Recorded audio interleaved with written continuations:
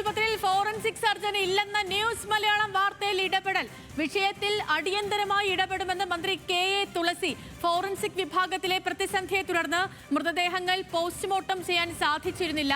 Postmortem നടപടികൾക്കായി പാലക്കാട്ടുകാർ തൃശൂർ ജില്ലയെ ആശ്രയിക്കേണ്ട അവസ്ഥയിലാണ്. തീർച്ചയായിട്ടും നമ്മളിപ്പോൾ ഇന്നിപ്പോൾ മെഡിക്കൽ കോളേജായിട്ട് ബന്ധപ്പെട്ട വിഷയങ്ങൾ വിശദമായിട്ട് ചർച്ച ചെയ്യാൻ ഒരു മീറ്റിംഗ് വെച്ചിട്ടുണ്ട്.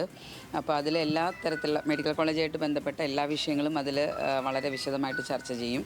പിന്നെ ജില്ലാ ഹോസ്പിറ്റലിലത്തെ ഈ പ്രശ്നം തീർച്ചയായിട്ടും അത് അടിയന്തരമായിട്ട് വേണ്ടതിൽ ഇടപെടും. സച്ചിൻ വള്ളിക്കാട് വിവരങ്ങളുമായി ചേർന്നു. സച്ചിൻ, ന്യൂസ് മലയാളം വാർത്തയിൽ ഇടപെടൽ ഉണ്ടായിരിക്കുന്നു, ഇടപെടുമെന്നും നടപടി ഉണ്ടാകുമെന്നും മന്ത്രിയുടെ ഉറപ്പ് വരുന്നു. സേതു, തീർച്ചയായും. കാരണം ന്യൂസ് മലയാളമാണ് ഇത്തരത്തിൽ പാലക്കാട് ജില്ലാ ആശുപത്രിയിൽ ഫോറൻസിക് സർജൻ ഇല്ല എന്ന വാർത്ത പുറത്തു കൊണ്ടുവന്നത്. അതിലാണ് മന്ത്രി കെ. തുളസിയുടെ ഇടപെടൽ ഉണ്ടായിട്ടുള്ളത്. എന്തായാലും ഈ വിഷയം അടിയന്തരമായി ചർച്ച ചെയ്ത് പരിഹരിക്കും എന്ന് തന്നെയാണ് മന്ത്രി കെ. തുളസി വ്യക്തമാക്കിയിട്ടുള്ളത്. കൂടാതെ തന്നെ പാലക്കാട് ജില്ലയിലെ മെഡിക്കൽ കോളേജിലും ഇന്ന് അടിയന്തരമായി യോഗം ചേരുന്നുണ്ട്.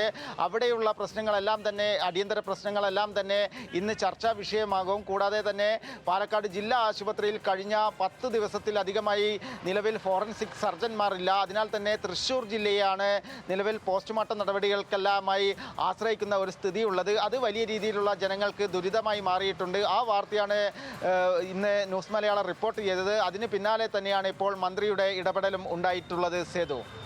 ഓക്കെ, സച്ചിൻ വള്ളിക്കാടാണ് വിവരങ്ങൾ നൽകിയത് പാലക്കാട് നിന്ന്. അങ്ങനെ